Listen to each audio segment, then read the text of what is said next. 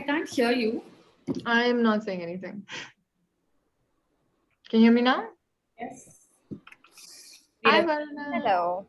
Hi, Saloni. Hi. Hi, Aprupa. Hi, Astha. Although I think Astha is still joining. Hi, just give me a minute, please. No problem. How are Actually, you if you have guys? a minute, can I go get some water? Please go get some water. BRB. Yeah.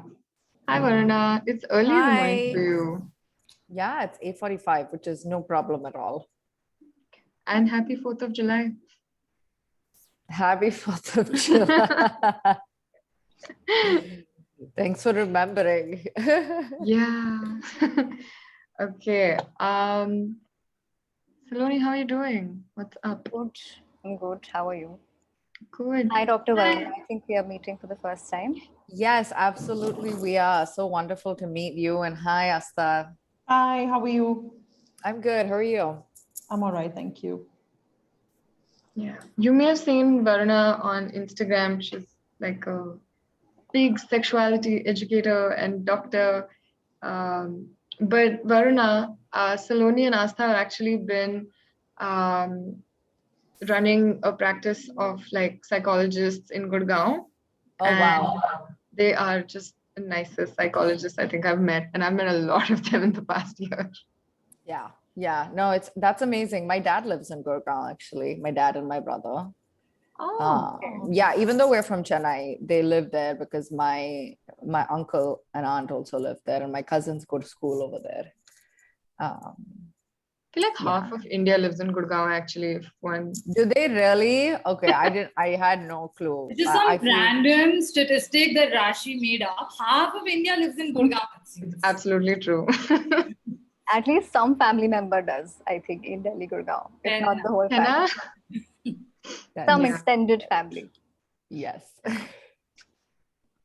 Yeah.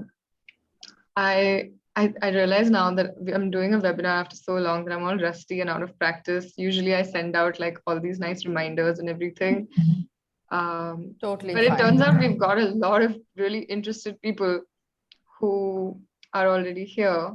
So that's really fun.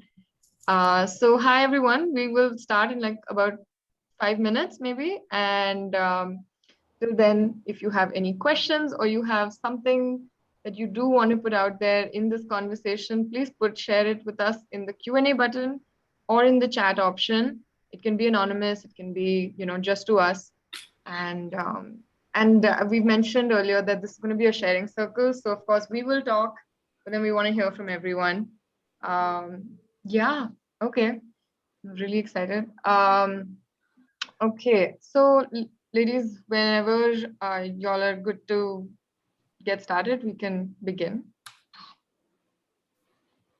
We're all good, I think. We can start. Yeah, I'm ready. Okay. So before we begin, right, I generally like to start with a bit of an icebreaker. I'm gonna push all of you into the deep end here and say, what is one character from cinema, books, or TV that for you is someone who's a woman but not a mother, you just adore and you really like? And I want to know from everyone in the audience as well. You can take a minute and think about it.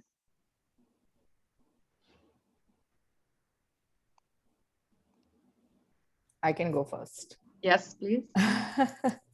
I don't know if anyone has seen Fleabag. Yeah. The British show, right? Yeah, the British show. I don't know what her name is in the show, but Phoebe Waller-Bridge is so funny and intellectual and is not a mom. And I think that she has created this comedy that's, in the end, you really expect a happy ending, but it shows like all forms of love and it's just an amazing show. So I really like that show a lot. That's a really good choice. Yeah. What about you, Aprupa? I don't know why, but I was watching Keeping Up with the Kardashians, don't judge me. The final season, okay, I won't be able to say this next year. But I'm thinking about Caitlyn Jenner who's not a mom, is a woman. And I think we don't speak about trans women enough, who are also women and who get to make these choices about whether they want to be parents or not, whether they want to be moms or not. So Caitlyn Jenner is who comes to my mind. Yeah. I've actually never watched the show, but that is a great answer. I haven't watched it either. I mean, like, it's full judgment to me for watching the show. Like, No. like, it's not something that you brag about at all. It's like guilty pleasure. But yeah. I would say that it's actually quite cool. Yeah. Okay, Saloni, what about you? So strangely, I can't come up with any character because I haven't been watching any shows, any movies lately. Tells me how much I've been out of touch with entertainment. And all my books have been psychotherapy books. So I think I need to get back to some leisure time. All right, but maybe like an old movie or something. I'll still give you like a I'm second. still thinking. Yeah, no problem. What about you, Asta? I can see you still thinking. So I was thinking of a character first, but I couldn't figure out. I don't remember. I don't know. I keep forgetting what I watch most of the time anyway. So I think someone who came to my mind was Jennifer Aniston. I don't think she's a mom. Mm. And I think she's really cool. And Yeah. I mean, the kind of work that she does and everything. So I think her. I mean, I don't know how if I look up to her, but Yeah. That's actually a great answer. And the more I think about it, I also realize that she doesn't always, even though she's much older now, she's not always doing mother-related roles. Which is nice because it creates that space where that older women can also just be romantic leads or, you know, independent newscasters, like in her latest show.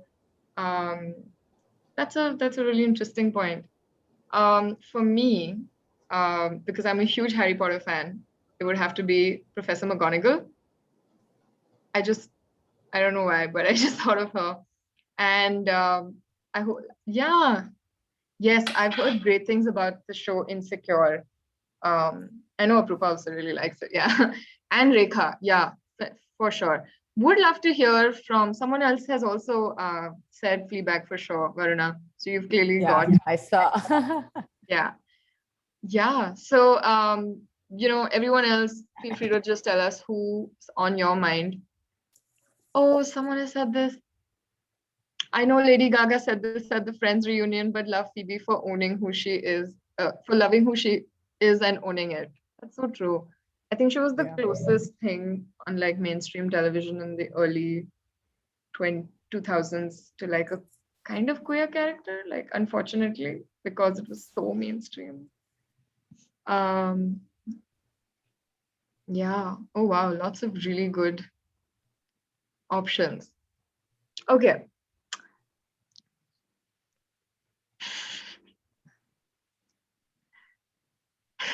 Yes, Aprupa, that's very true. White Savarna, cishet women who can unapologetically be themselves. I think we were earlier discussing this as well, that it is easier definitely for them to be unapologetically themselves, but it's not that it doesn't take them some amount of showing up to also do that. Okay, so on that note, I'd say let's begin. I do want to take a minute to really shortly introduce everyone, because I'm really pumped about this panel. It's basically going to be me fangirling for like an hour, so everyone just has to get on board. So to begin with, I'm super happy to introduce Saloni and Astha from Reboot Wellness. Of course, Reboot is a network of therapists and psychologists from Gurgaon that stands for inclusivity, happiness, and growth, and empathy and compassion, and they focus on holistic well-being. So if you haven't already checked them out, whenever someone asks you, hey, who's a therapist you can go to? I mean, of course, apart from Proactive, you can also go to Reboot Wellness. They're really fantastic folks out there. And of course, we have with us Astha Ahluwalia, who's the chief psychologist and therapist and partner at Reboot. And honestly, she has over 12 years of work ex. And she's had women clients dealing with PCOD, PMDD. She really understands the need to destigmatize women's health and view it from a holistic perspective. And so that's why I'm really excited to have you here, Asta, with us today. So thank you. Oh, sorry, I think Asta is on mute, but I know you're happy to be here. I realize that. Yes, very happy to be here. Thank you for having me. Yeah, and along with Asta, we have Saloni, who's a counseling psychologist at Reboot, and she works with young adults and couples to help them deal with the whole range of emotional, psychological, and social well-being. And she is an ardent fan of emotional intelligence. And I also know, even though this is not on the bio, that she's an excellent couples counselor as well, and has worked with the Gottman School of Couples Counseling. So I have both of your profiles by heart at this point. But along with Saloni and Asta, so Saloni, so happy that you can also join us. I know this is the topic that we discussed for a long time coming. Yeah. Thank you for that impromptu introduction also from the bio you've learned by now. And of course, with Saloni and Astha, we have also with us Dr. Varuna Srinivasan, who is honestly one of the coolest people on Instagram. If you aren't following her already, please go ahead and do that. We will share everyone's handles at the end of this. Yeah, I knew Aprupa would have a problem with me saying that. But this is Varuna's first webinar with me, okay? She has to like really know how happy I am that she's here. So Varuna is a queer immigrant South Asian woman settled in the US. Her pronouns are she and they. She was born in New Zealand. She grew up in Kenya, Zambia, India, and of course now she lives in the US. And she has a degree in medicine and public health, which it isn't written here, but it's from Johns Hopkins School. So no big deal. And she currently works as a not-for-profit consultant, writer, and a sexual and reproductive health specialist. She has this beautiful page where she normalizes conversations around sex, educates people about topics like sexuality, and basically empowers people to make healthy and informed decisions and create safe communities. And you may have seen some of her incredible work in the recent article that she wrote about being bisexual and married. And honestly, I loved it. I read the whole thing and it was great. So Varuna, thank you so much for being here with us today. Thank you so much for having me, and Saloni and Asta. I just sent your Reboot Wellness to my brother, who's in fact looking for a therapist at this moment, and really happy to have connected with all of you and to be here talking about motherhood. So thank you so much for having me. Thank you. And of course, we have two moderators for this session, Aprupa Vatsalya, who is my best friend and also the best sexuality educator, no offense, Varuna, that's also on Instagram. I don't have her bio in front of me, but what I can tell you is that she's queer, anti-caste, feminist, and she is a mental health first aider. She's a sexuality educator that's focused on being inclusive and sort of just making pleasure normal and safe. So thanks for, agreeing to co-moderate the session with me, Aprupa. No, I'm super excited actually, also because, we met through Proactive. And that's how we became friends. We in fact met at a workshop that I hosted long before I was actually a part of it. Basically just harassed her into working with us. Nonsense. As I have done for all of you. Not at all. I think we're only too glad. And, Rashi is now moving on to greener pastures. Rashi will be shortly going to pursue her master's. So, it's so bittersweet doing this last panel with you. But I'm so glad that this is a topic that we've spoken about so much. And we've also, both of us identify as very maternal people. So it's a very interesting line of conversation for us as well. So we're super excited to speak with all of you, have known you in professional or personal capacity, and think very highly of you. So yay. Absolutely. And again, I do want to sort of, before we get started, say that we will, of course, be having a panel discussion, but we absolutely want to hear from everyone through the chat, what your thoughts are about these questions. And we will be keeping a lot of time towards the end, about 15-20 minutes, for everyone to just pitch in. So towards the end, definitely just raise your hand, or let me know that you want to speak, and we'll just unmute you, and then you can also be a part of this conversation as much as possible. Yes, and also we are trying our best, because the reason this conversation has taken so long is because we wanted to do it right, which is why what makes this panel really special, right, is that not only not including me, there's 4 women on this panel, 2 of whom are part of the queer community, 2 of whom are married. And I just feel like this is a very nice blend of people, because everyone thinks that, oh, you can only have this conversation if you're one or the other, and we're here to say no to that. And I think some of the people in the panel also have pets, so I'm really here for all aspects of this conversation. With that being said, let's just, from the starting point, right, I would really love to know from each of you where you are in your journey with this choice of motherhood. And I know that each of you signed up to come to this panel for a particular reason. So I'd love for you to just share a little bit about that. So why don't we begin with Astha and Varuna, and then Saloni, and of course Aprupa. Thank you, Rashi. So, okay, I think if you're referring to me as being married, I'm not married. I have never been married. So, no, that's Varuna and okay. Saloni. Yeah, it's okay. Okay, I'm creepily aware of everyone. Okay. Yeah. All right. So, hi, my name is Astha, and where am I in my journey for motherhood, and why I decided to be a part of this conversation, and why Rashi, Saloni, and me. Saloni and me have had endless conversations about this at work, on our lunch breaks, during during post-session chats and everything. I'm very ambivalent right now. I don't know. I'm told that I should know by now, because I am pushing 40, getting closer to 40, and I'm on the other side of 35. So, but I don't know, and that's sort of prompted me to have this chat. There is a confusion or conflict that I face between desire and decision. The desire to be a mother, I'm not even sure if I have the desire, but I think Apurva said that that maternal instinct, and I'm told that, oh, you're so maternal and you're so loving and you're so caring, so why you in fact I've been told that I should get married just so that I can have kids.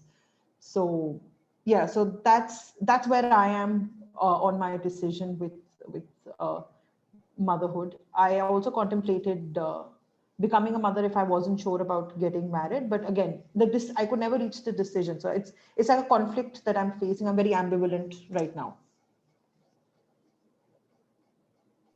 Thank you so much for sharing, Astha, and really resonate with what you said about, oh, people may have said that you should just have children, get married, because yeah. All right. Thank you. It's just so interesting, if I may add, Rashi, that motherhood is equated with marriage, and that's I'm sure a theme that comes up for all of us. Absolutely. Right? I mean, Astha, I don't think it's a real choice. Yes, we may choose to make that choice, but it's not a very real choice to have a child outside of marriage, especially in our society, right? Are people choosing to do it? Yes. But is that something that is publicly supported? Are there structures which help single mothers? Not really. Is it easy to adopt as a single mother? All those questions are worth exploring as well. Yeah, no, I've had multiple discussions of this with my family. Asking them that, would you be okay if I decide to have a child out of, without getting married? If I just want to have a child, maybe I want to adopt one, or I want to have a biological child. So till adoption, I think they were still listening to me. But when I said biologically, if I want to have a child of my own, I think that's when they were like, okay, she's lost it. And but then I'm, like I said, I'm still ambivalent, so I don't know. I'm still deciding and still thinking. I feel like we're going to come back to what you just said about, where people are really not okay with the idea of you just wanting to be a mom, irrespective of whether you want to have a partner or not. Right. Varuna, what about you? Yeah. So when you said, I misunderstood. I thought Astha was married too. And I thought that I was the single one. And so I got confused for a second, and I was just texting Apurupa. I'm so sorry. My brother is texting me, if you can hear the dings right now. And so I think that I definitely do want to be a mother. That's something that I have been planning, but I think that it's very bittersweet for me because I have PCOS. And, that it's, they say that infertility is definitely a consequence or something that happens for some people, and I think that this will be unbelievable, but my husband and I have a very clear plan of action, and we think that we have to be mentally and physically and financially stable before we want to bring a child into this world. And we have never engaged in any sort of sexual intercourse without contraception. It's just never happened. And I think that to an extent, there are moments where I'm literally praying that I'm pregnant, that I'm I hope I'm randomly pregnant because I'd really like to have a child. But I think that that's part of the planning. But I also wonder how much of that is just internalized, because my family is constantly just, time is ticking, you're 30, you're turning 31 this year, your eggs are, going out of sale. It's you need to figure something out quickly. And yeah, sure. At 35, yeah, it's your body sort of does produce multiple eggs, and you're working through this.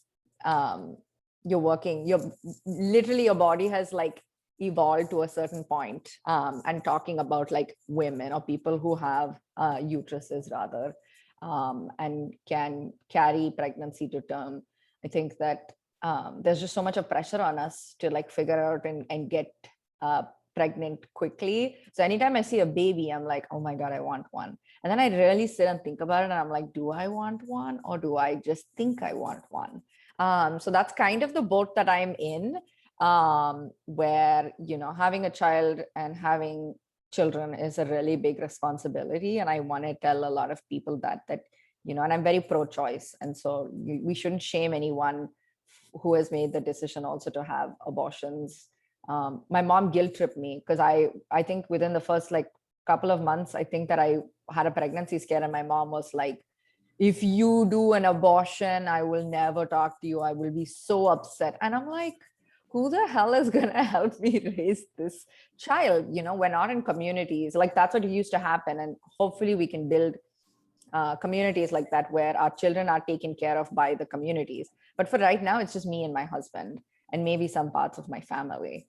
So that's kind of, my disjointed notes about motherhood. The infertility piece, but also the not being ready financially piece, not being ready emotionally piece, thinking about family and societal pressures of motherhood. So I'm really trying to figure out my own voice in all of this. So that's kind of where my stance is. So Varuna, firstly, thank you for sharing something so personal with all of us, but also just want to touch upon a few things. So firstly, this entire panel has PCOS. So, oh, wow. I didn't know that. Yeah, That's we've got amazing. one person with lean PCOS and everyone else has PCOS. And a very safe space to really discuss the fragilities that come with that. Secondly, I'm hearing, of course, there is this assumption that for example, even Asta's family said, right, that you should just get married to have a baby. But clearly, as someone who has a partner, right, there's still so many uncertain pieces. Yeah. So clearly, so it's not oh, it's like a checklist and then you're ready. It's clearly much more than that. So thank you so much. Yeah. Also in terms of milestones and relationship escalators, right? There is this pressure to get married, and once you get married, it's the next step is obviously a child. And once you have a child, the next step is obviously, oh, your child needs company, so get another child for company for this child. And then the identity of the person does tend to become, especially as someone who identifies as a woman, or is femme presenting in the relationship, then the identity sort of becomes about the child, how well the child is doing or not doing, as well.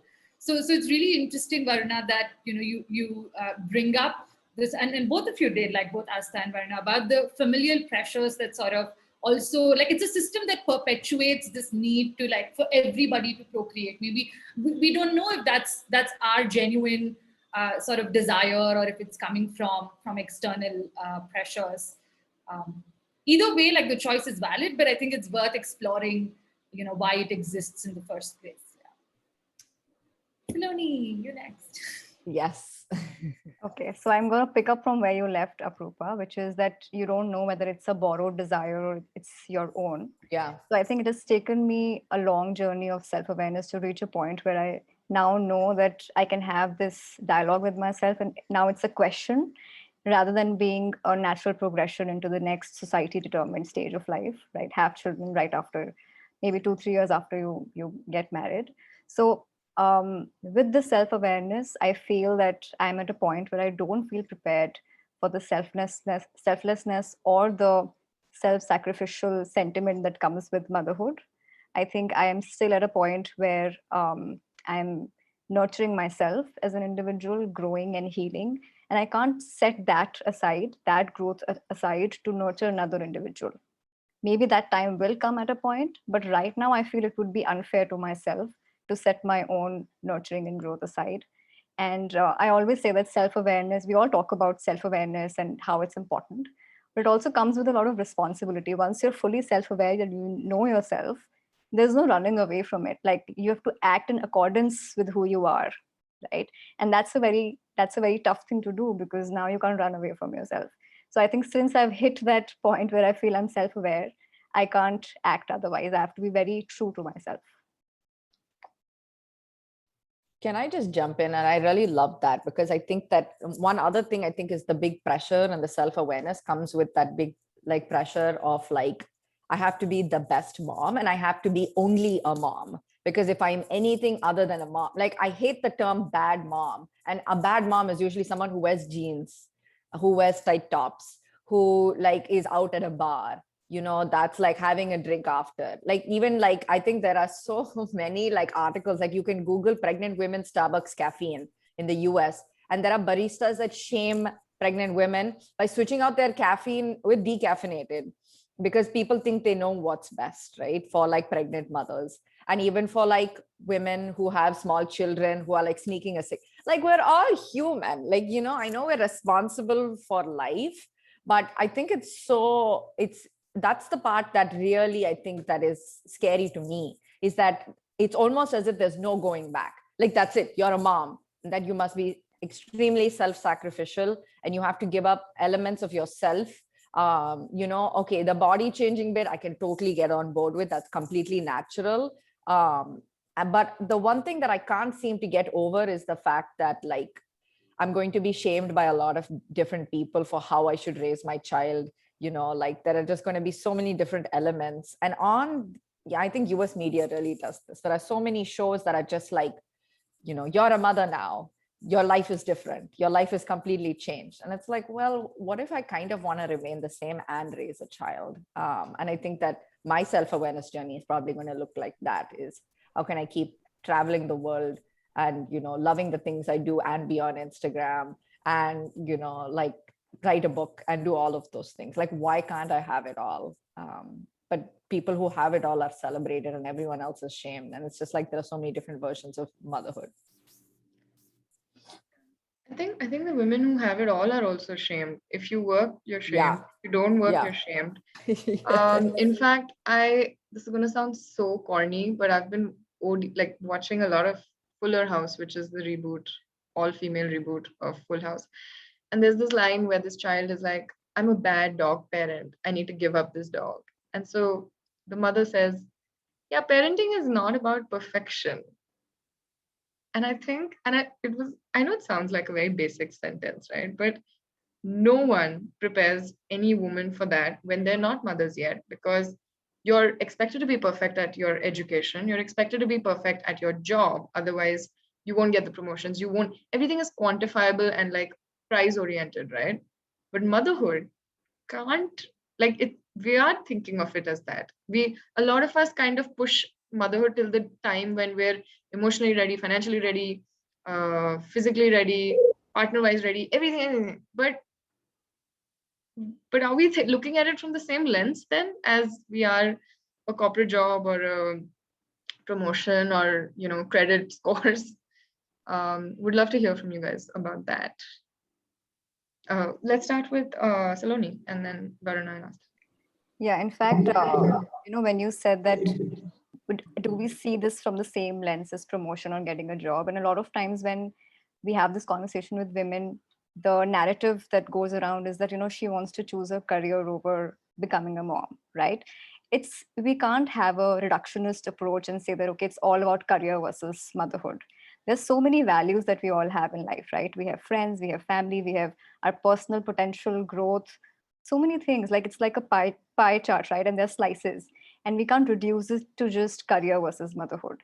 So motherhood is going to be life changing, and it's not like it's going to affect just your career but every aspect of life. And so it's important when we are having this conversation with ourselves or with family or our partner, that what are our life values, what do we really value in life, and what aspects of life are going to be irreparably compromised, and are we okay with that, right? So that entire spectrum of values needs to be considered, rather than just a couple of them which just comes to the surface. I really resonate with what you said, Saloni. Also, like, you're responsible for another person's life. So I would definitely argue that a higher degree of readiness and a higher degree of preparedness is actually required. And the idea is to not cause harm. And we have seen, even experienced, I would argue, when folks aren't ready to be parents and they end up having children because of societal pressures or because they feel like the clock is ticking, which is, I mean, a reality, I suppose. For various reasons, when people just have kids without necessarily looking at it as another role they'd have to embody as parents, I think, yeah, that becomes you will cause harm, and that's not what you want to do as a human being to another human being. So I would actually argue that we do need to please, like, use the corporate model, see whether you're actually in that place to be able to don't have a child on an impulse, for sure. Sorry, Varna, if you're Varna, you're on mute. mute. No. I was just here from the sidelines saying, "Don't do it!" Like, and I was just cheering you on. That's absolutely right. True. I'm so glad that was said. That, like, don't just roll into this decision. Asta, what do you think? So I think lots of things. When we talk of parent, and there have been times, and I think Saloni and I have discussed this after multiple of our sessions, and we've come out and we're like, okay, these people really want to have kids. Are they ready? Or because a lot of parents have come, couples have come and told us that we're financially ready, so now we can think about having children. And I'm like, but then if you're financially being ready means that you have a lot of time restriction, right? Like you're working a lot. So you're spending a lot of your time, your mental space, your emotional space into building something which, supports your lifestyle. So are you really ready to have a child? Because that would mean a disruption or a change in the lifestyle that you're otherwise leading. So are you really ready for that? Also, I think since we're talking about what model to follow, there is, I think, when it comes to parenting, there's a parent, the person who's having a child, or the people who are having a child, like a mother, a father, or mothers or fathers. The person who's having a child, their own value system, what Saloni said, right? The parenting comes from the value system and parenthood. What does it mean to them to be a parent? What is their understanding? Because a lot of people go into this so absent-mindedly, because it's a see, we are a part of a very pro-natalist society where having children is the done thing. We're supposed to do that, and because we're supposed to do that, so we absent-mindedly get into it without realizing that how me as a person will influence my entire parenting or my parenthood. So I think the questions that need to be asked before deciding or while deciding is, who am I as a person? Who am I as a parent? What is my value system? What do I think of parenthood? What do I think? What are my desires for parenting? And I'm forgetting which, there was a video by a psychologist, I'm forgetting the name, but it was a seminar way back in the 90s, where she asked these people it was a parenting seminar, when she asked these people, why did you become parents? And believe me, most of the people didn't have an answer. other than the fact that, well, we're supposed to do this. So I think that's very, very important while considering really, how you determine your journey as a parent, or when you want to start the journey as a parent. Because if you're not clear about the parent, which is you, the parenting, which is the style that you want to have, the value system that you have, and parenthood as to what would it add to your life, and what will it, take away is not the right word, but what will it change in your life? So I think that's very, very important. Yeah, I want to add to that as well, because I think that something that I've been doing a lot is, and like Aparupa and I talk about this a lot. I come from I wouldn't say a broken home, but from a very difficult childhood. I have complex developmental trauma, childhood trauma, because my dad had borderline personality disorder. And, nobody spoke about it for a really long time. And there was a lot of self-harm and suicidal ideation. And then we were exposed to that from a young age. And my parents are separated and have been since 1996. And so since 6 years, I was sort of the caregiver, emotional caregiver for my parents. And I missed out on my childhood. I feel like that's some of the biggest revelations that I've made in therapy. And I practice this model called reparenting.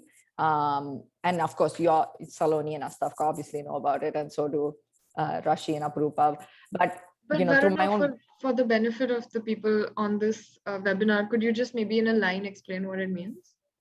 Yeah, I don't know the exact definition, but I'll give you my definition. Essentially, what reparenting is that you treat yourself like a child and you provide sort of the emotional and physical environments that you didn't necessarily have as a kid. So what if you were to create the circumstances in which you were to like flourish and to grow up and have a happy childhood? That's something that you would replicate as an adult.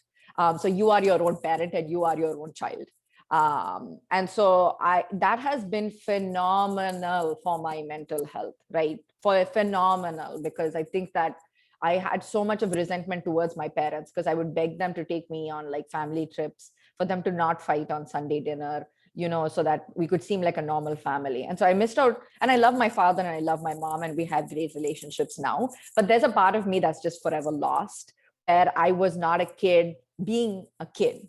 Like I was forced to become an adult really early. So much of what I've done right now is that if I behave like a child and I'm like, stop behaving like a child, you are an adult. I'm like, no, I am a child. I want to be a child. And I think that has been so instrumental in breaking intergenerational trauma, because even just understanding, my grandmother, we come from an upper caste Hindu family, and the idea of reproductive labor is so apparent. And the idea that, caste marriages have to get married. So my grandmother was pulled out of school at like 14, gotten married, had children by like 16. And, like she felt like her life was stolen from her. And, there was a lot of like family tension, but she remained with her husband. They had 4 kids. Like, I don't think they've ever heard of like contraception. There was no sort of sexual freedom over there. 16, you're a kid, you know what I mean? And my dad was also forced to be an adult earlier on. And so part of breaking that intergenerational trauma was telling like, no, I'm not, like, I'm going to like 4, your grandma has 7, exactly. Like 4, they capped at 4, which I'm like really like surprised about. But I think that I really want to say that, if you are like emotionally ready, I think reparenting is for everybody. It's like, bringing paths. I right now say that my husband is my paternal figure. He is the sort of the male role model that I never had. And, I spend a lot of time in my evenings sort of drawing. I have a hobby corner. I allow myself to be a child. Every time I'm guilting myself, I'm like, no, I want to do this. I really, really, really want to do this. I really want to have cake today. And so I think you really need to bring parts of that childhood sort of joy into your own lives. And it's still a journey for me. I don't think that I've reached it, but it really helped me forgive my parents and forgive and sort of like grieve the process that I never had a childhood, and just move on to accepting the next phase of my life. Rashi, I actually wanted to ask you this question because you and I have had so many conversations around this, and you're quite clear that you definitely see children in your future, and you have your reasons for it. So would you be comfortable maybe talking us through some of how did you arrive at that decision? And because I know you're a feminist, right? I know that you are someone who's never going to give up on work, like to a fault, right? And I know that like these aren't necessarily sacrifices that you would ever be willing to make. So like what helped you arrive at this decision? Okay. Before I answer that, I just want to say, Varuna, that was so incredible what you shared. And I really hope that those who are listening to this actually go look up reparenting, and because I think one of my biggest reasons for this webinar even happening is because I feel that I wish more people from the previous generation thought about parenting as much as this generation does, because we are this generation of people who are scarred by the emotional trauma of, say, our parents' generation, and we want to correct those, and that's amazing. But that's also a huge way of like, that's the thing that's going to factor into our decisions. So yeah.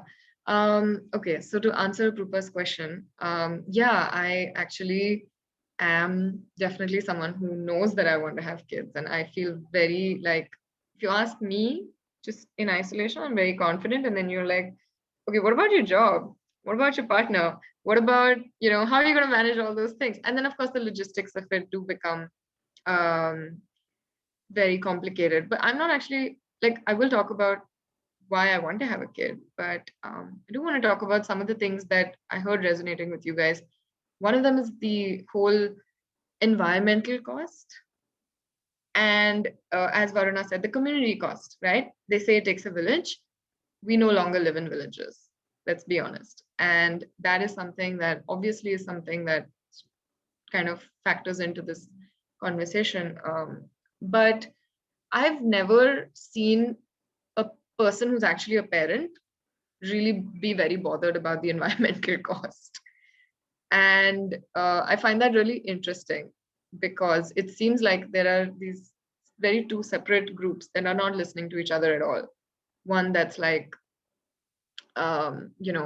very concerned about the environment, and one that's like, yeah, okay, cool, but like gonna have kids. I think for me, it's just, I think it's the biological thing. As someone with PCOS, I know that it will get complicated for me, and being someone who's 24, it's probably better for me to consider and think about these and weigh the pros and cons now, so that maybe at like 27, 28, I'm probably in a slightly better position to really explore this option rather than explore it much later. And also, I think one of the reasons that this topic is really dear to me is, like many of you said, you're all very maternal people.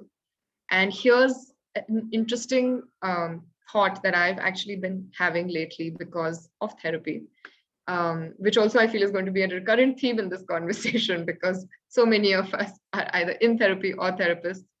And that really makes you introspect, which is, I want to have kids because I can't be responsible for my friends.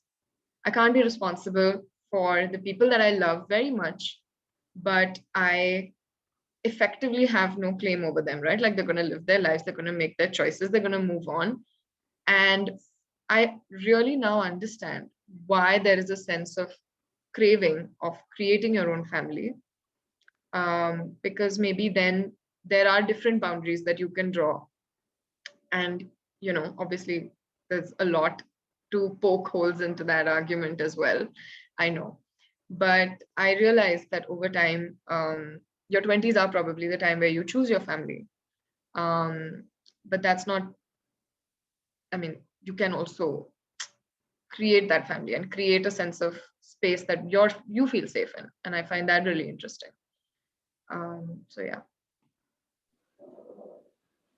Yeah, thanks for sharing that, Rashi. I know I did put you in a spot and like make you share your very personal story, but I think there's a lot of meaning in also hearing from a younger person saying that this is something that they do want to consider, this is something that they are thinking about and put in. It's aspirational for them just as much like a great career or like that increment is aspirational for them. I also like wanted to, maybe talk a bit about how, like in familial structures, the elder sibling. I don't know how many of you are like the elder sibling. I am.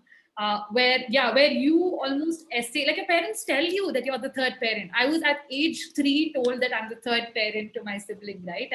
And you take on that role very early on, which means that you've become an adult almost, like, or you're having to care for another person and their safety at that age. And Asta, I'd love to maybe hear from you as to whether that was your experience as well, and how did you navigate that? So I have a younger sibling, and I completely resonate with what you said, that becoming a parent at a young age. Uh, so it's so strange. She's just a year and a half, about 2 years younger than I am, and she sends me like a Mother's Day thing every Mother's Day before she even calls up my own mum. I mean, our own mum, and she has a kid who also calls me mom, right? So it's again the maternal instinct and everything, and which is why I've heard a lot of people in my family say that, and I play a quote unquote very matriarchal role in my family because I am amongst the older ones in my cousins as well, and we're a very close knit family where a lot of decisions and a lot of career advisors and etc goes into the play. The thing is that it took away, like you said, a lot of you, like your own childhood. Like, I mean, you're like you don't want to be that responsible all the time, and that's something that I heard when I was growing up, and I hear it even now. And now, because you're a psychologist, so of course you're a psychologist and you're sensible and you're supposed to have everything in order. That puts a lot of pressure, no doubt. But coming to, I'm relating it to the whole conversation around motherhood. What the questions that I've been asked a lot is that, why aren't you getting married? Why aren't you having a child?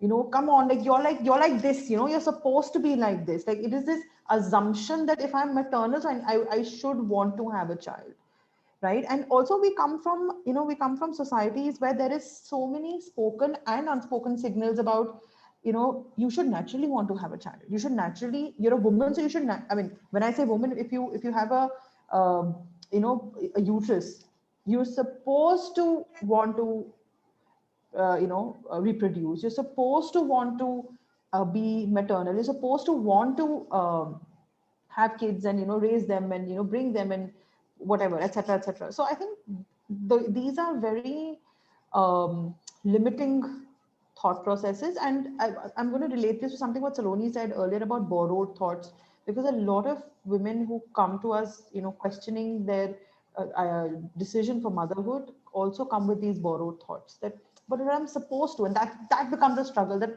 I'm supposed to do this.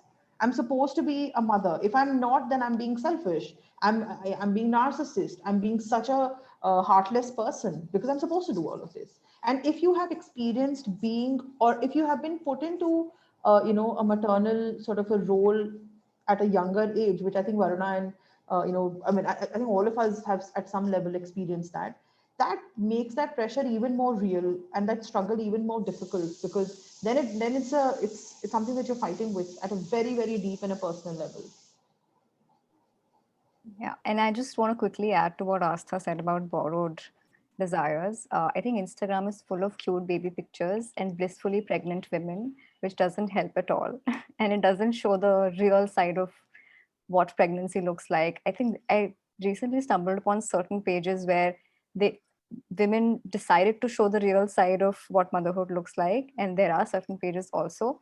But with all these celebrities in India suddenly showing how they're doing yoga and they're doing all sorts of difficult stuff while they are pregnant, it just glorifies it without throwing enough light on the difficulties or the exhaustion, the life changes that come with a decision like that.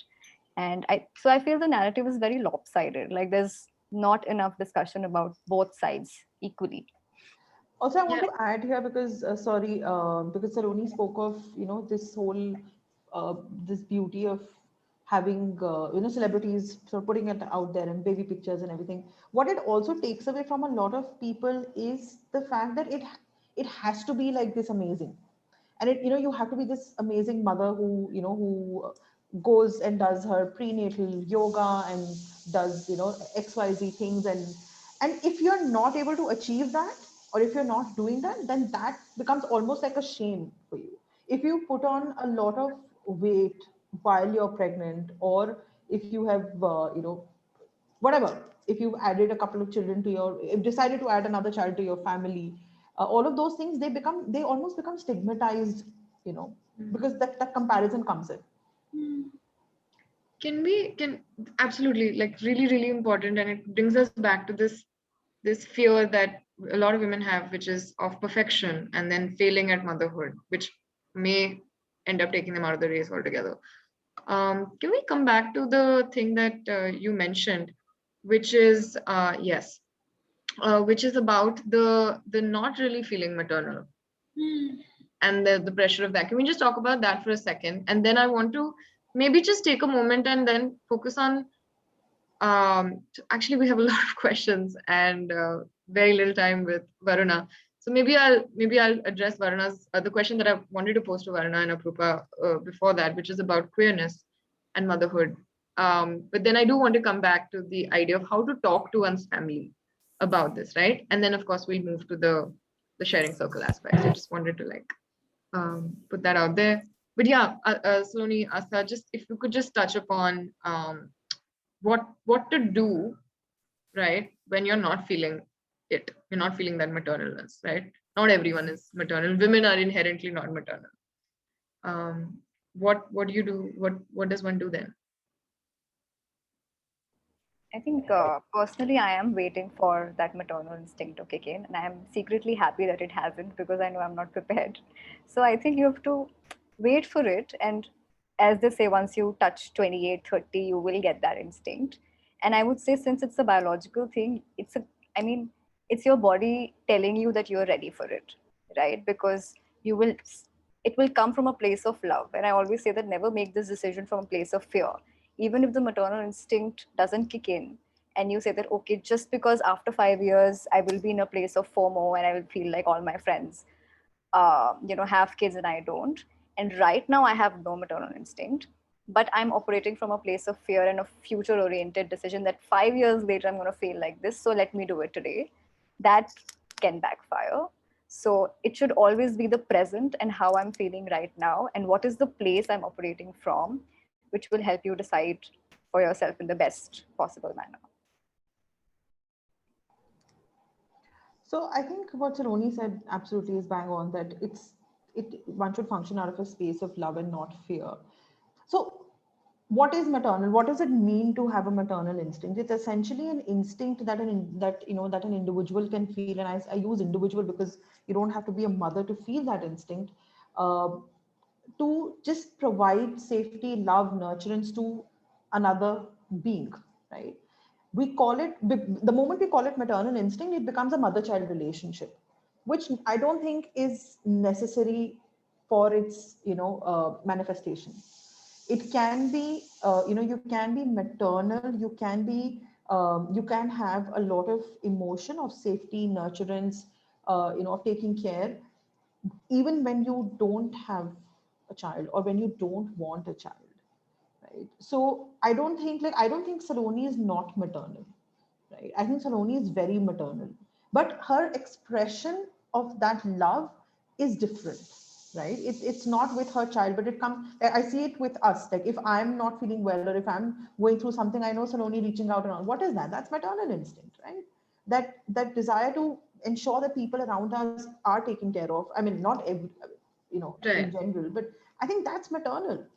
And embracing that maternal instinct is one part of of deciding motherhood, but also looking at other aspects of motherhood, because that instinct is just one aspect. It's going to push you to want to have a child, because then there are a lot of practical aspects that I think Varuna spoke of earlier as well, that there are a lot of other things go into deciding whether this is for me or not for me. And not having maternal instinct does not make you a heartless person, right? It just makes you a person whose values may be different. You may express your love and affection in different ways.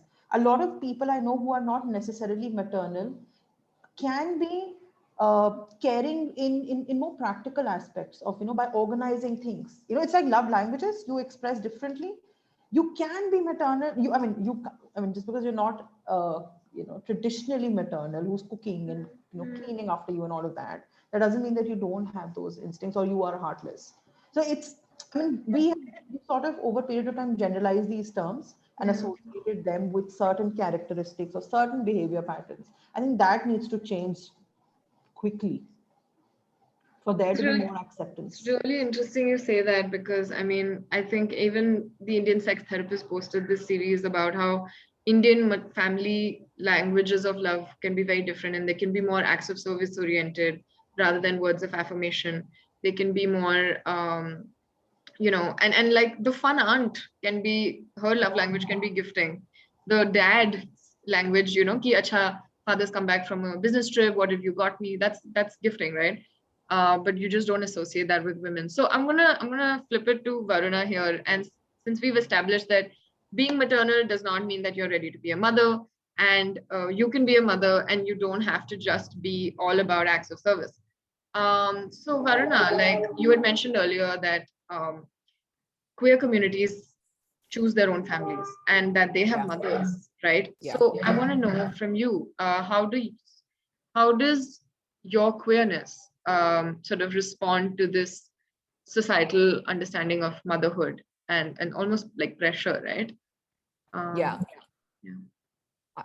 I'll try to answer it the best I can. But as I think that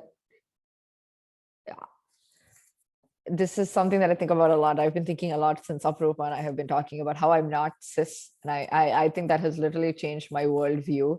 But I think that for a lot of trans folks, and I would really encourage everyone to watch Pose, which is literally the greatest show on this planet. It's amazing. And it really talks about ballroom culture and houses and families being made. And if anyone watches RuPaul's Drag Race, essentially it's, I think in queer communities, they aren't really like accepted, and they aren't really, they are sort of like forced into a heteronormative path of childhood, right? We also need to talk about that. Every child experience is forced to experience heteronormativity and heterosexuality. And so I think that for a lot of queer kids that are growing up that, choose to leave their parents so that they can live their truth, they come upon groups and communities where they have to make their own family. And so there are mothers, there are house mothers that sort of take on queer kids and mentor them and have maternal instincts, and sort of all of them are a community. So whatever happens to one member, it sort of is the problem of the whole community at large. I would really encourage everyone to watch Pose and also to read more about houses and to read more about like what mothership looks in that context, because I think about that a lot. And like my queer community, consists of like Aprupa and Karishma and several other members on the internet that I've never met, but I feel a kinship. And I love that. Yes, it's like a mothership almost, like what Aprupa said. I definitely think that it's really about finding, like Aprupa is almost like the dad that I never had, or my mom that I never had, that had queer conversations with me, but I can have queer conversations with her, about like things where she's like, you're actually, and I go to her for advice a lot because there are some things that I don't know. And I think often age factors in, but I think it's more about the relationship. There are other things that can sort of really determine your mothership experience with someone. And I think, like we say kinship, but I think all kinship involves like maternal instincts, that kindness, that emotional love. We always say a mother's love cannot be matched. And it's like, I have so much of love for my best friend as well. Like one of my best friends who I met at Hopkins, like I feel so much of love to her. When she calls me in the middle of the night crying about something, like I pick up the phone and I talk to her and I feel good about that. So I really encourage people to think about those types of relationships. And I think queer families have done that for a long time. especially in a traditional house, in a non-traditional household, sorry, in capitalistic structures, it's man, woman, child, child. But then in many queer families, it's person, person. There are many people still in polyamorous relationships as well, not just monogamous relationships. So just really thinking about like the different components of mothership, I think is the better word. Yeah. Aprupa, do you want to add something to that? Yeah, no, thank you for bringing up, structures beyond a matronormativity, Yeah. Varuna, right? Like everything sort of has to stem from romance, lead to sex, lead to children. Yeah. I always mess up this Yeah. out. Lead to romance, lead to marriage, lead to sex, lead to children, sort of thing. So it's really like wonderful to reimagine, families. And I also wonder if, so I'm quite clear that I don't want children. I'm very maternal, but I have known this my whole life. Like I don't look at baby pictures and go like, does nothing to me, right? Like I look at cat pictures and go, definitely want one. But I've always been told, so I said this when I was maybe like 12 or 13, that I don't want a child.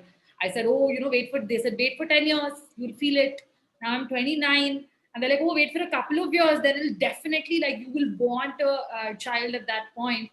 But I mean, yeah, I think, thank you, Saloni, especially as a practitioner, for saying that you can only work with your reality right now. Like how are you feeling right now? Who are you as a person right now? This is something Asta emphasized on as well, as opposed to, 5 years down the line, you may want a child. So just have a child right now, because that, like, 5 years down the line, you'll be very happy that you had a child, back then.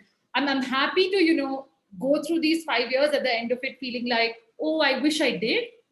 And dealing with that grief and dealing with that loss, as opposed to, putting myself through something that I don't want right now.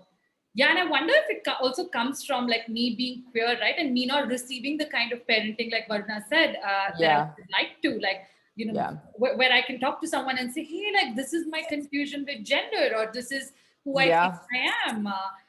So not, I wonder if like some of that aversion also comes from that, but I would say it's still valid. 100%. Yeah, absolutely. And I also want to encourage everyone to, like, people are like, once you get married or once you have children, you should only prioritize those and forget your friendships. And people are like, oh, I got married and we drifted apart. Oh, I had a child and we drifted apart. Like your friendships are just as important as your like child. Like, I really want to put that out there. And your platonic relationships are literally what nurtured you into becoming a mother and into embarking on that plan to becoming, into motherhood. So like, let's stop treating platonic relationships as if they're not as important as romantic relationships. There's no hierarchy of relationships. We want to think of it more as a non-hierarchical like plane, where all relationship, it comes around like a circle, like all relationships are valid. And I'd really love to revisit that, it does take a village. I really want to grow up in a community. Like, I want my friends to raise my child just as much as I raise my child. I'm also a child, they're still raising me. So, that's probably my biggest takeaway from this is like, stop prioritizing like the hierarchical model in your own life. And prioritizing relationships based on that. Like, I've only known my husband 3 years. Why the hell would I stop talking to my best friend of like 10 years because of him? You know what I mean? Or like the kid, like, I've only known you 1 month. Let's slow down. Like, but yeah, that's my biggest takeaway. But I also really want to thank everybody for having me on this panel. I'm so sorry. I have another like Instagram live at 10. I had mentioned to Rashi. Just want to prepare for that. But if there's anything else in the meantime that I can answer before I leave, more than happy to do so. Yes, actually, I'm glad that you set up the premise for my next question so well, Varuna, which is there ever FOMO, or the gradual demise of friendships when one of your friends may end up having children and you don't, or vice versa? And how does one manage that? So I'd love to hear your thoughts about this. And then, of course, take it to Saloni and Astha and Aprupa. In case you need to drop off. Because then we also got a question in the chat, which was that I'm not really sure if I want a child, or is this really FOMO? Yeah, it is probably most definitely. Go to therapy. Therapy is the answer to all your problems. seriously. No, like go and unpack that, because if you are feeling, oh, my friend has a child, it's kind of like similar to like, oh, my friend got this job and I'm jealous of her and I want it. Like that's like some talk, like there's something happening there that you need to unpack. And it's okay. Like all of us have sort of those, like tendencies. What about the second half, which is that someone in your close network may have a child, and that might completely Right, change yeah. your dynamic? How do you prepare for that? Yeah, absolutely. First of all, like I think that motherhood is a unique experience. Parenthood, I'm going to say parenthood. Parenthood is a unique experience for many people, and that we shouldn't shame them. Like I called my best friend and I essentially was like, I think I might be pregnant. Can you talk me through this? Because I really wanted to be positive. And her first reaction was, I'm going to spoil the shit out of that child. And like everybody was like excited. And so I really think, you have to, more than thinking of like what your friend can do for you, what you can do for them, right? I think it's like really like think of that juxtapose and like being like, what can I do to support you through this time? How can I take a load off? Like, how can I make you feel like maybe you and I can hang out? And you just have to accept that this is now a new human that has been literally created magically in their womb and is now always with them until they can, like, it's just a fact of life. I don't know how else to say that. And so really just trying to make space, reimagining the dynamics in the relationship.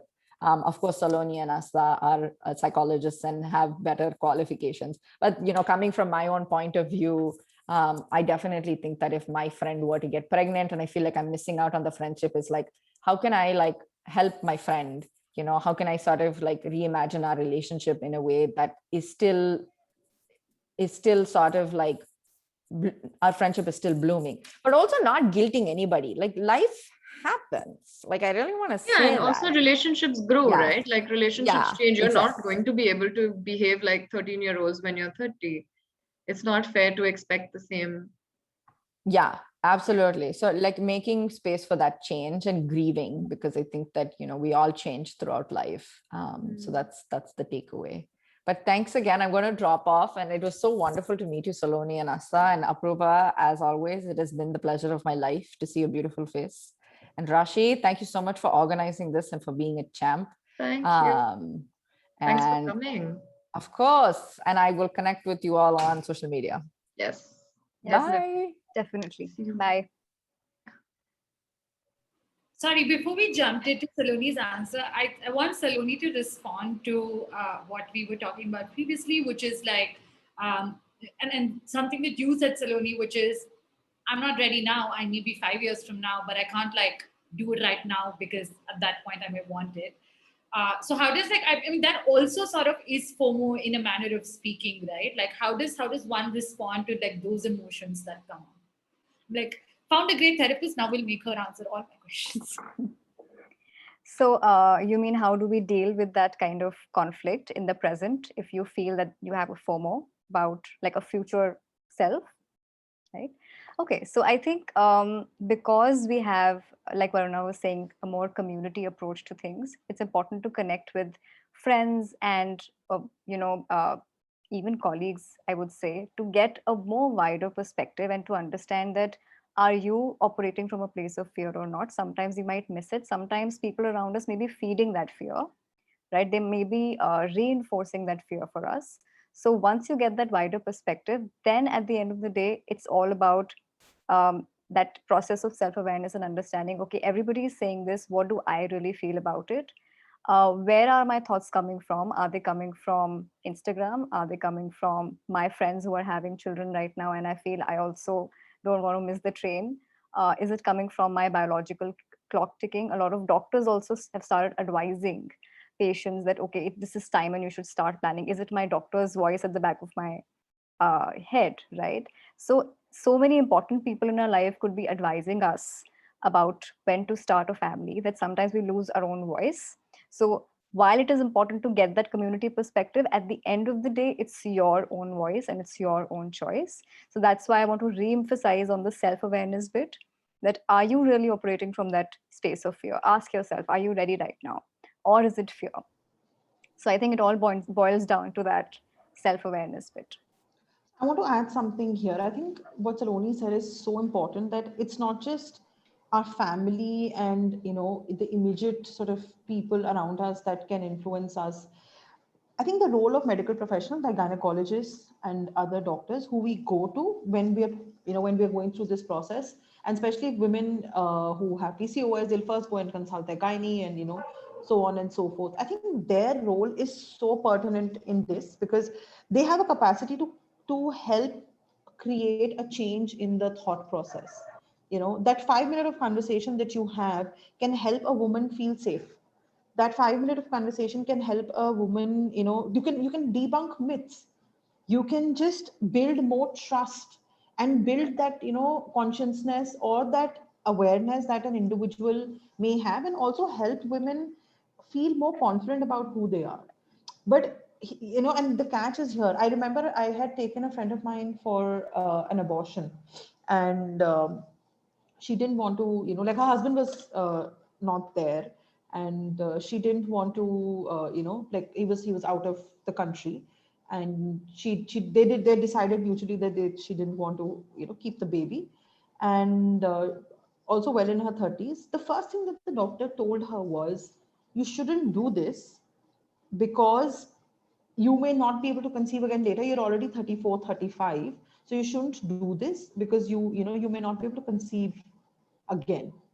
And that just, like, I remember her coming out, but then they'd already decided, so she was firm on her decision. But I you know, like, for that moment, I remember seeing her face, and you know, and when she came out, she asked me, she's like, do you think I did the right thing, or do you think, you know, like, you know, maybe we don't, because they were sure of not wanting children at that point of time.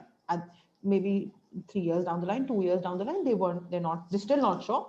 But at that point of time, they weren't sure about wanting a, you know, a baby. And just with what that doctor said, despite there being a family consensus and there being a friend to support and husband to support and everything, she felt so underconfident of her decision. She felt so, you know, influenced, that it just changed the whole narrative for her. So I think great responsibility on medical professionals to bring about that sense of safety, to bring about that sense of confidence in a woman, to help her understand who she is and, you know, what she wants. Just asking her that question that, you know, do you want this? Are you ready for it? This is how, and also a bit of education, right? That this is how the process is going to look like, and, you know, this is what can happen and this is what cannot happen.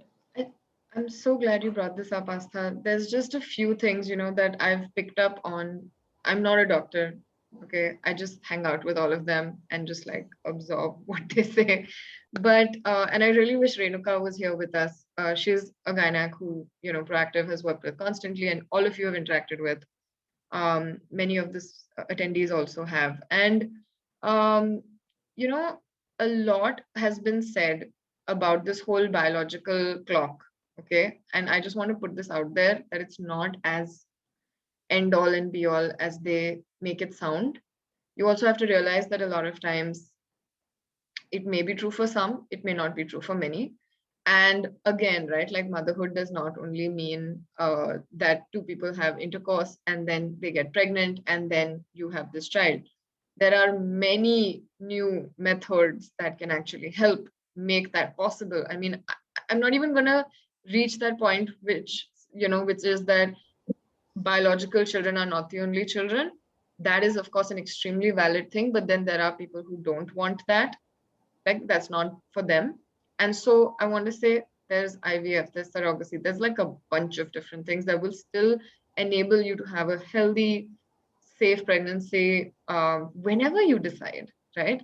And also what you said, right? And that's, I think, what we're trying to do with the company, which is just create like a safer space where when a woman or a person goes to a gynac, they're not shamed.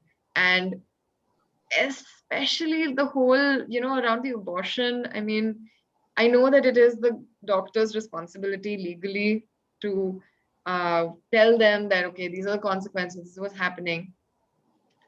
But like you said, right, this is But a judgment, yeah, the the judgment can be judgment very is not conflicting. necessary. Yeah, it's a legal recourse, and I mean, Aprupa will say it. I She's a need to lawyer. add something here. It's a bit Yeah. off, but you know what you how the context that you used, the increase in reproductive technology. You said that, you know, there are many options available. I also feel that this massive increase in reproductive technology is again so pro-natalist in its view that मतलब बच्चा तो करो, कैसे भी करो but करो. And which brings me back to that original question, that mother or is it for me? And that is when we start borrowing thoughts, and that is when we start getting confused, and that is when we start, that subtle, that unspoken assumption that you need to.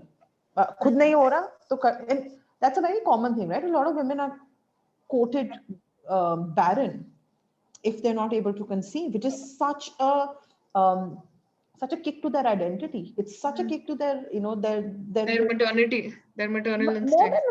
than if you're not maternal, then so you're not a good woman. If you are not able to conceive or have a child, because of course PCOS and so many lifestyle issues that have come up now, then that means that there's something wrong with you. You're incomplete, and that is such a heavy burden for an individual to carry, that you're incomplete. And I mean, I think that the shame that is attached to it, the pressures that are attached to it become very, very, very, very heavy. And I know so many couples, so many couples who've not been able to conceive, and it has been presumed that it is the woman who is lacking. The men haven't even gone for a test or anything, or a checkup to know that, oh, probably it can be his sperm count that can be this thing. No, there's a presumption, and these presumptions make that struggle so difficult. That एक तो I'm supposed to be a mother, because if I'm not that, then my identity as an individual is only not there. So one, I'm not fulfilling that. Plus, it's my fault. There's something wrong with me. I'm lacking something as an individual. So psychologically, emotionally, it's very, very damaging. Yeah. And just like to add something to that quickly. Recently, I was having a conversation with my doctor who was treating me for PCOS. And for some weird reason, she misunderstood that I was trying to conceive at the end of the treatment. And that's why I was having that treatment. So when I cleared the air and she said that, oh, okay, so you didn't want a child? Okay, so I had another patient who didn't want a child. And because of that belief system, the PCOS persisted because the body kind of knew that you don't want to have a child. So the reproductive system wasn't working accordingly. So I thought for a second that, okay, my body is not feminist or what? Like it doesn't want to go with my belief system. I understand the belief system does play a huge role in pregnancy. If you're scared, it affects conception and all those things. And because I understand the mind body connect, and I understand how belief systems really strongly influence how the biological systems work, that was a little scary for me. That meant that if I strongly believe that I don't want to ever have a child, it will impact my reproductive system in some way. Is that right? And so I had to tell my doctor that please treat me like a single asexual person who doesn't want to have a child, and then treat my PCOS. Just detach all other aspects of it, motherhood or my sexual life or whether I'm married or not, and just treat my PCOS and not the fact that whether I do want to have a child or not. So it was kind of a very, I don't know, absurd. I think thought. it's very responsible. crazy that you have to be asked to be treated like a body, because being asked to be treated like a human being is too complicated. That's really saying something. Okay, so we actually have a couple of questions I really would, for the benefit of everyone here, like us to address. One of which, Saloni, you have mentioned, which is what is parental regret and why don't we hear about it very often? And I know we kind of touched upon this when we were touching upon topics like PPD and, like, okay, what happens after 5 years and you have the child and it's not all that you cut out, that you imagined it to be. What then? Because it's not like you can just return it, right? So what then? Yeah, so interestingly, there are very little studies on the emotion of parental regret. And it's interesting because since the decision is so life-changing, and of course there are emotional, psychological, relational changes, there is an iota of regret that might come to a mother, right? Why did I have children? I was having a better life before this. And yet it's something that's unspeakable or almost like blasphemous, that how can a mother regret having kids? And so you don't hear such conversations at parties over drinks that, I hate my kids or I wish I never had them. Although I'm sure a lot of parents are thinking like that, but it's just so weird to say it out loud. So since we don't have these narratives of regret, we don't know that parents could be regretting that decision, and we only see the happy side, and parents kind of saying, oh, we have sleepless nights, but it's the most blissful feeling in the world. They kind of cover it up with, they never express, there's no honest confession of regret, is what I want to say. And so we always miss out on those narratives. And I think it's very important to create those open, safe spaces for parents to say that, okay, fine, I regret it. I probably would have had a better life. I can't reverse it. I'm doing the best that I can now, but maybe I would not want to do it again. Right? What's wrong with that? You can divorce your partner. You can't divorce your child. There's also there's no recourse. Aprupa, what do you think about this? Yeah, I mean, Saloni, also because there doesn't exist like possibility of simultaneity within emotions, right? Maybe for the most part, I regret having a child, but I'm really happy with the social capital that it affords me. The fact that I'm now a mother means that I'm looked at differently in society. I receive a different kind of respect. Also, like me, I'm a sex educator. I know that if I have a child, what I say will be more meaningful for people, and that's true too. So maybe I'm happy about all these other perks that come with it. Maybe bigger tips. Maybe that's what I'm happy about, right? But what I regret is having to care for another person. Maybe I even resent that other person. And like, if I'm allowed to say this, I can work it out, right? Again, coming back to so that I don't cause harm to this child that I've brought into the world. Of course, yeah. But you're absolutely right in saying that there's no space for us to say, even to our best friend. I wonder how many folks are actually able to say, I really regret this decision, hate my child. Can this child just go away for like a bit, just raise themselves and come back, sort of thing. So yeah, thank you for bringing that up. I think that's so important for us to even consider if we're considering like parenting, that regret is something, shame is something that may come up, regret is something that may come up, inadequacy is something that may come up.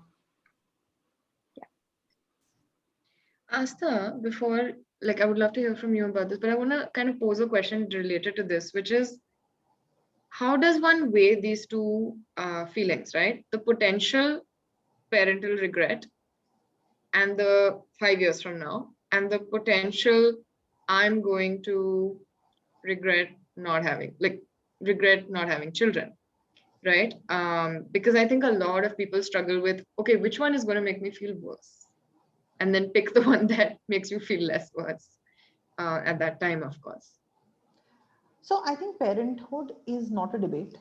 It's not a destiny, and neither should it be like a compulsion. It's a choice, and that's the narrative that needs to be sold to people just to make this and less of a struggle.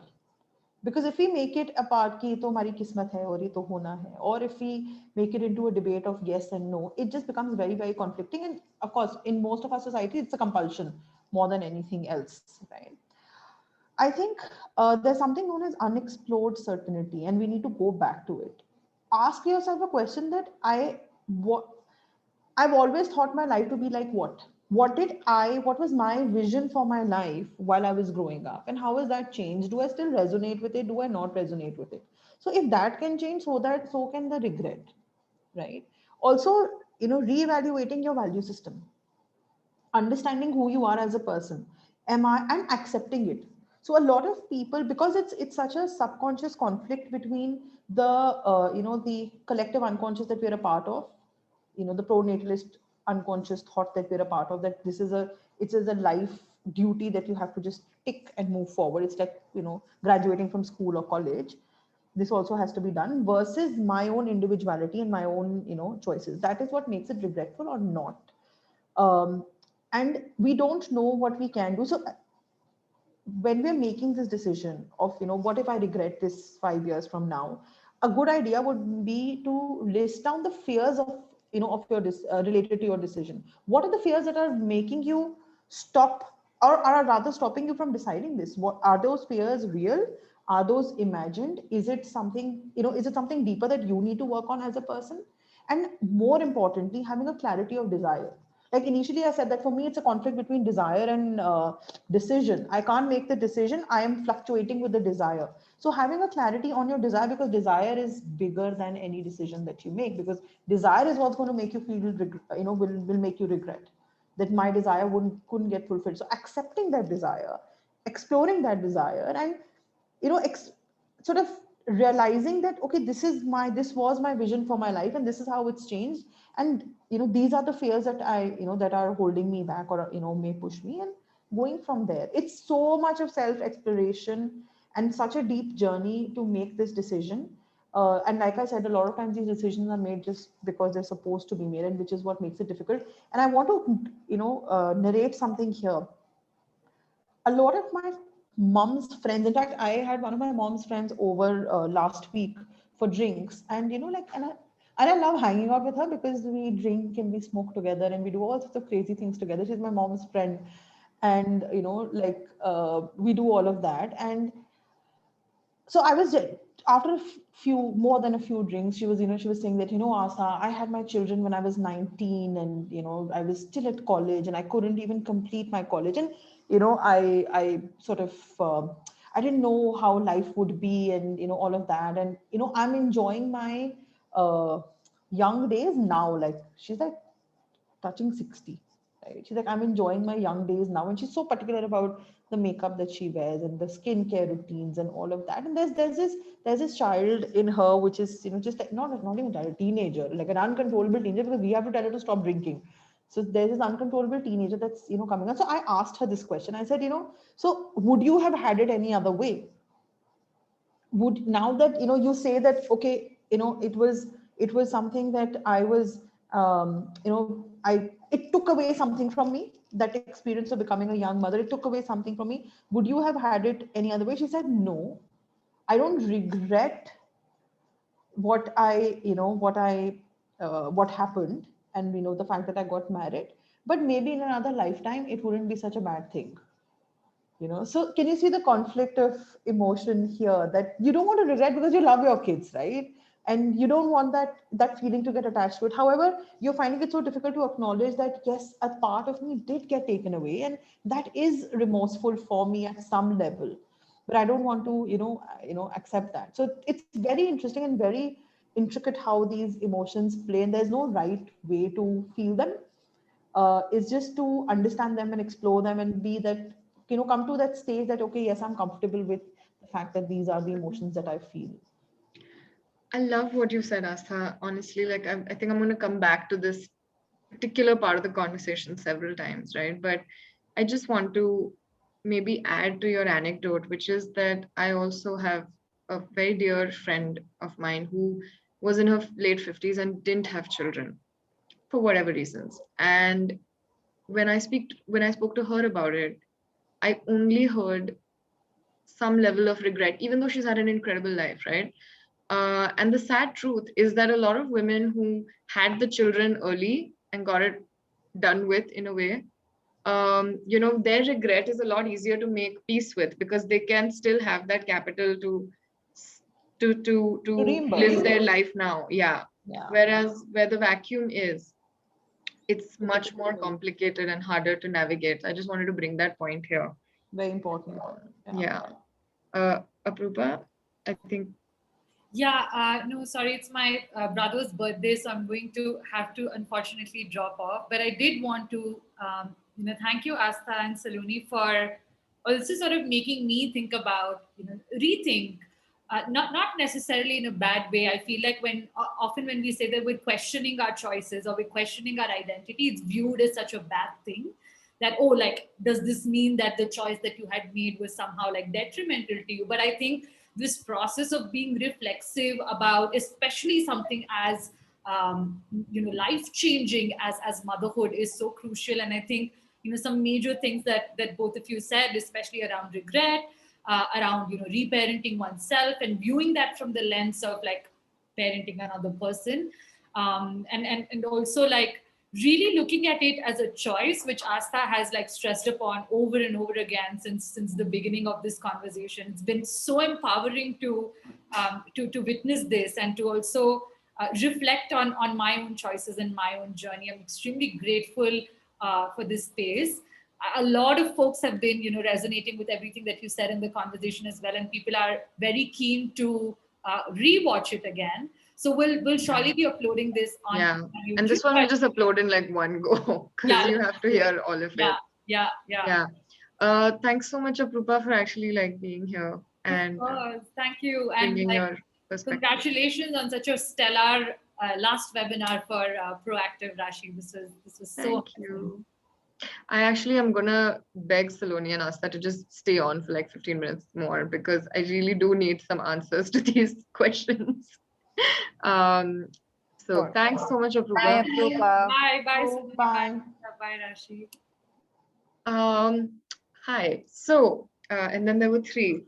But before we wrap up, right, there was one very important question that I did want you guys to address because I feel like this is something that will come up for people time and time again, which is what if one partner wants kids and the other doesn't? Because you're not just probably going to have kids in isolation in the mainstream societal norms right now. So as psychologists, like when someone's listening to this, like Asta gave a really great way to weigh the pros and cons or weigh what choices matter to a person. How does one navigate this conversation? Because it can be grounds for like ending the relationship as we see on TV a bunch of times. So, yeah. So I think this is one topic that can get a little tricky because at the end of the day, we feel that in a marriage, there are two people who are deciding about their life and the values or their choice about having children. But there's also a larger contribution of the family, their say in how the family system would look like. And in a lot of couples that I see, it comes down to what the extended family wants, right? So even if two people agree to it, like the husband and wife, they'll be like, okay, fine, we don't want to have it, but there's pressure from the external family, both sides, and they don't agree with it. And that becomes a point of drift between the couple in itself. A lot of young women I know who are trying to find prospective partners and vice versa. When they bring up this topic, in the conversation, while they meet their prospective partners, so many times they're rejected or put down because they don't, people don't want to marry somebody who doesn't want to have children at all or not want to have that conversation. So this conversation before marriage or after marriage is a very tricky territory. But I think if two people agree to it, then it becomes a little easier to convince the extended family. So again, as we have been discussing all throughout, a conversation about life values and what marriage would look like for the two people, especially before marriage. I would say I always emphasize the importance of pre-marriage counseling to discuss all these very, very important issues before you get into the institution of marriage. From the outside, it can seem like really simplistic, but it's complicated. It's a lot of work. And having children is one important conversation that you must have before you get into it so that everybody is on the same page. But as I said, it's a very tricky topic. I would agree. It is very tricky, and especially if you discover this after marriage, if you haven't had an honest, open conversation. And before you have a conversation with anybody else, you need to have that conversation with your own self and know for your own self that are you ready or are you not ready? And if you are and if you aren't, and how your partner feels about it. And because if you have it after it, and also I'm not saying that you can't have a change in thought. You can have a change in thought. You can all of a sudden want to, feel more connected with having a child, and that's fine too. But talking about it, and if you're already in I think somebody put up a question in the Q&A. No maternal urge? No, that I am, that I want to have a child, but my husband is not, and husband doesn't feel he's emotionally ready. I have PCOS now, and I've started doubting if I really want to be a mother, or is this hope? Yeah. So now from a motherhood question or a parenthood question, it's become like a personal thing for her, right? It's become something which is because she's internalized it. She's questioning her own capability. Like, I have PCOS, will I be able to do it? And then there's the whole FOMO for it. So it's become too complicated. It's very, very important at these points to have open, honest discussions. Bring in a lot of acceptance also. there is a lot of acceptance that needs to come in from both the partners, not just one partner, and to understand. And unfortunately, there's no midway to finding a solution. I can't say, okay, let's have a half child. There or it's not there. I'll have the kids on the weekends and you can Yeah. have the relationship. Because they start to raise contempt, and they start to raise a lot of regret and And negativity. resentment also, And right? To the partner resentment. for both, whichever decision. Yeah. Which is not very healthy. So a lot Yeah. of conversations, a lot of honesty, and a lot of acceptance. That's Right. what's required. Accepting your partner, accepting your own self, dealing with your own emotions first. I think she should really focus on dealing with her own emotions. Yeah. Right. So you've said, okay, really sit with your own emotions. But we've got this one question which I think is really interesting, which is, as of now, I feel no maternal urge and I can only see the rational, logical reasons not to procreate. Can the bonding hormones sufficiently change one's mind once a child is born? Out of experience, I say yes. Okay. Not out of my personal experience. Right. But like oxytocin is pumped through like a new mother's veins. Yeah. So, So Saloni, go ahead. There will be a lot of biological changes. The body will make sure that you feel that basic connect and empathy with the child. But while you are feeling that, there can be a larger conflict with how you had envisioned your life otherwise. And as you know, the logical part of it might be at conflict. So you will be able to nurture for the child, but there will be a logical conflict or a larger value conflict also, right? So the body cannot make up for a decision that you need to make. Right. And as far as the bonding hormones are concerned, when we like human beings are we're very funny creatures. Okay, when we know that it's our own, that automatic instinct to protect. See, nurturance and suckerance both are real needs in a human being. As human beings, we have both the needs to be nurtured and to nurture. And it's a human being need. It's not a woman need only. It's a human being need. It does get instigated, it does get triggered when we have an opportunity to express it and experience it. And I know of a lot of women personally who were not the most maternal, or not the most like out there. They didn't like playing. My own sister, the only child that she's ever played with is her own, and she is a fantastic mom, and very loving, very affectionate. I mean, I'm seeing a very new side to her, and she's having a second baby now. Her older one is 4, and I'm like, you're really, and I think I have a feeling she's going to have a third as well. So but the point is that it's a person, it's an individual thing, right? But psychologically speaking, nurturance and suckerance both are very real needs in a human being, and they do get triggered through different experiences. It's like that one romantic relationship that you find. You didn't know the capacity of love that you have unless you were in that one deep romantic relationship. Yeah, I mean, in some ways, you could probably correlate motherhood and that feeling of like completion or whatever to like an arranged marriage, maybe like a successful arranged marriage where it's like, okay, you weren't really sure what was happening, you had the baby, and then kind of things worked out. So it's of course a very personal journey. If anyone would like to share, we'd love to hear from you. I'm sorry about the time. I know it's really got extended. But in the meantime, I would recommend everyone to watch this movie called Otherhood. If you haven't already, on Netflix, it's fantastic. It's about women in their 50s who are rediscovering themselves beyond their motherhoodness. Right. We'll wait for like a couple of minutes if anyone wants to share. I know this has been a lot, and we will definitely be putting this up on YouTube so that people can listen to it later, come back to it.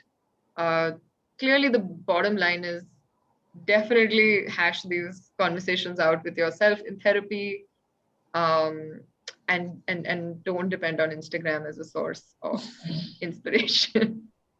Only fit inspiration, not motherhood inspiration. But yeah, Saloni, Asta, what are some of your concluding thoughts? Like, I've shared mine from this chat, but what about you? What did you come in thinking and what are you leaving with?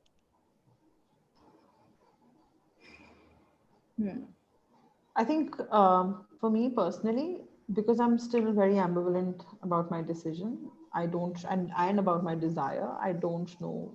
I I think there's a lot more to, to explore and to challenge about my own thought process. I've got some headway, some answers to what I was thinking, but I think there's a lot more for me to, look at. Yeah. But yes, but like I said earlier, I'm going to repeat that, and I want to emphasize. I'm a psychologist. I'm supposed to say these things, but I want to emphasize on how important it is to know that parenthood is not a compulsion. It is not a debate. It's not a destiny. It is your choice. It's a very happy choice, and the more you make it out of love, and the more you make it out of, clarity of your desire, the better and easier it will be for you. I think I just got like the blurb for this webinar, like the little bit that I'm going to put at the beginning. That's it. You've really beautifully summarized what your thoughts are, and I completely agree.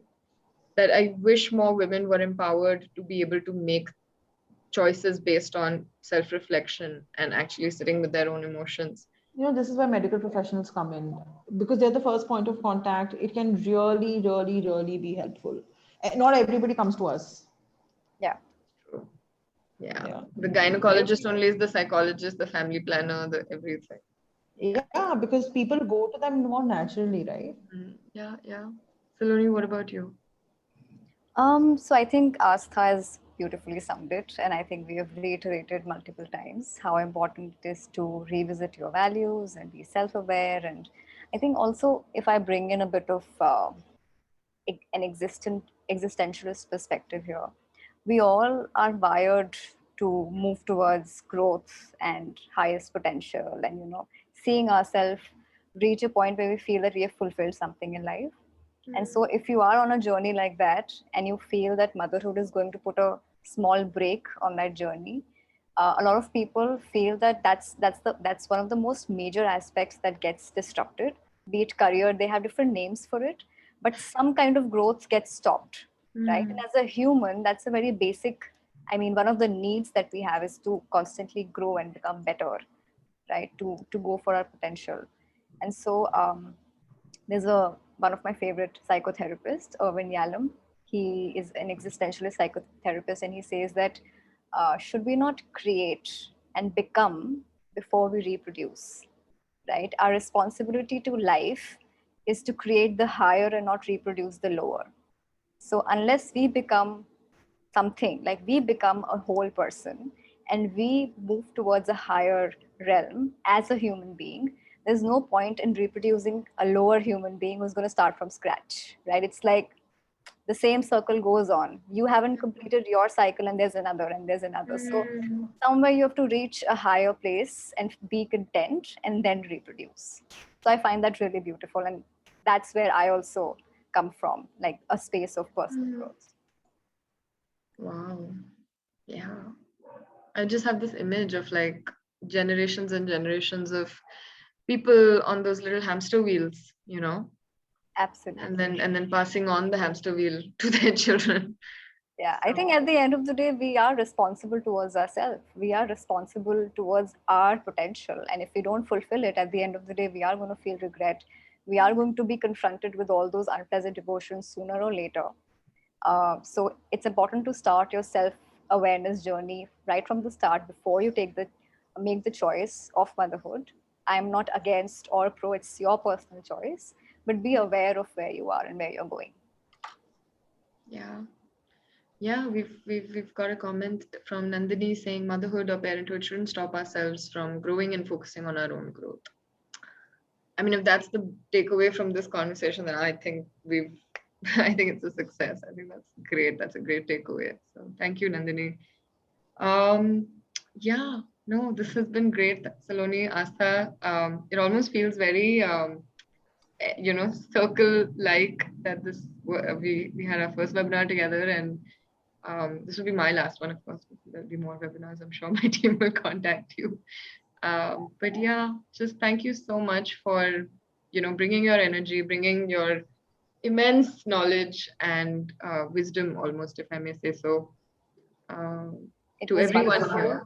It was wonderful, Rashi, and I'm almost sentimental that we won't be having any more webinars with you, and this is our last with you.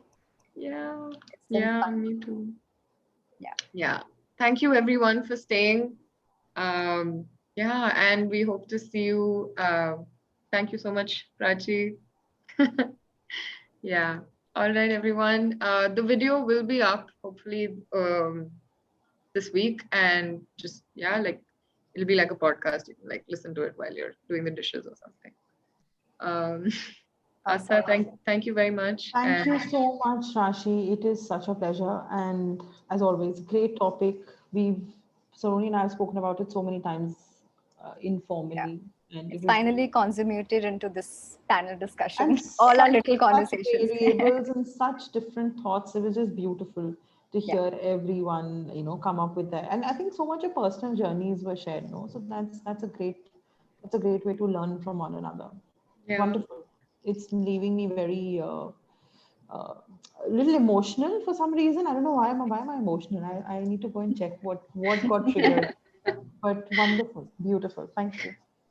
Thank you. And yeah, I completely agree. I'm hoping to send this to you guys as a podcast or on something on Spotify so that you can share it with whoever you want, because I know you deal with so many women who are going through this.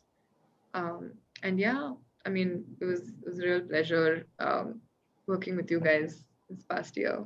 So take care. Good luck, everyone. Thank you very much. Thank you. All the best for your masters. Thank you. All It's the going to be so best. much. It's going to be a lot of fun. Enjoy Thank your you. time. Thank you, and best of luck to you and Reboot as well. Proactive for her is so incredibly grateful to be able to have worked with you so much. It's our pleasure. Thank you. Yeah. Thank you. Bye, everyone. Bye. Bye. Bye, Saloni. Bye.